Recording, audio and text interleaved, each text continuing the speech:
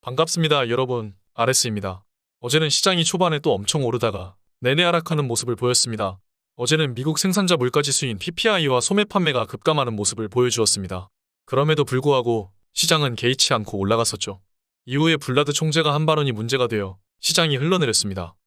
블라드는 기존 5% 정도인 금리를 5.25%에서 5.5%까지 올릴 필요가 있다고 발언했고, 2주 후에 있는 FOMC에서 25포인트가 아니라 50포인트의 금리 인상이 있을 수도 있다고 발언했기 때문입니다.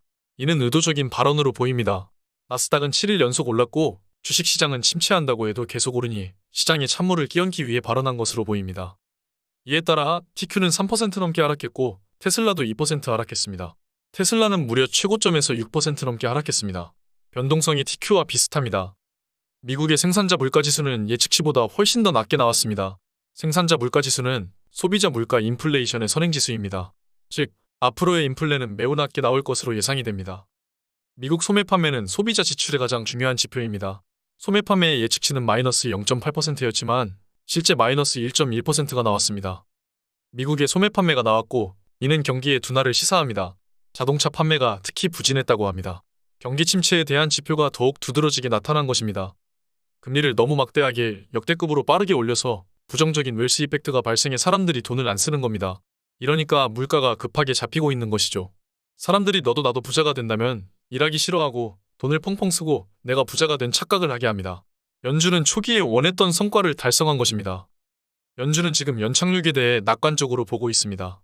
인플레를 잡기 위해 금리를 계속 유지할 것이라고 말하죠. 그런데 가장 똑똑한 채권 시장은 오히려 반대로 흐르고 있습니다. 금리는 계속 떨어지죠. 결국 연준이 금리를 내릴 것이라는 겁니다. 시장과 연준의 줄다리기가 계속되고 있습니다. 어제는 대형 빅테크들이 시장보다 많이 빠지지 않았습니다. 마이크로소프트만 시장과 비슷하게 빠졌고 테슬라는 그보다 약간 더 빠졌습니다. 금리에 가장 취약한 중소형 기업들이 타격을 받았습니다. 시장은 매우 안 좋게 나오는 경제 지표에 이제 반응을 별로 안 하고 있습니다. 이미 경제 지표에는 적응을 했고 다 소화한 듯 보입니다. 아직까지 금리에 대해 반응하고 있고 시장이 그동안 많이 올랐기도 해서 조정이 필요할 때 금리 카드가 나온 것으로 보입니다. 그래프적으로 보면 아주 환상적입니다. S&P 500 사천선인 스파이 400 정도에서 머물다가 돌파를 못하고 내려오는 모습입니다. 저는 스파이 400선에서도 멤버십 분들에게 리밸런싱을 하실 분들은 해도 된다고 말씀을 드렸습니다. 아직까진 제가 원하는 405선이 안 왔습니다. 저도 아직 리밸런싱을 안 했습니다. 시장은 여기까지 더 빠질 가능성이 있습니다. 이렇게 박스에서 위아래로 머물다가 12일 후 있을 FOMC에서 방향이 크게 나올 가능성이 큽니다. 당분간은 조정을 겪고 다시 상단을 돌파하러 가는 그림을 그릴 가능성이 크다고 생각합니다. 오늘은 미국장이 끝나고 오후 4시에 넷플릭스 실적 발표가 있습니다. 미국 시간입니다. 실적이 좋게 나오느냐, 나쁘게 나오느냐에 따라 나스닥 향방이 갈릴 것입니다. 오늘 가장 중요한 것은 브레이너드 연준 부의장의 연설입니다. 시장이 더 빠지길 원하면 매파적으로 말할 것이고 그렇지 않다면 비둘기파적으로 얘기할 것입니다. 지금은 연준의 입에 시장이 오르고 내리기를 반복합니다. 거기에 실적 장세가 더해진 것입니다. 저는 약간의 조정을 거친 후에 상승할 것이라고 보고 있습니다. 나스닥 QQ 차트입니다. 저는 만약 연준이 계속 매파적인 발언을 쏟아낸다면 매수를 적극적으로 고려할 것입니다. 제가 보는 매수 시점은 멤버십에 계속 실시간으로 올리겠습니다. 기존 뷰는 동일합니다.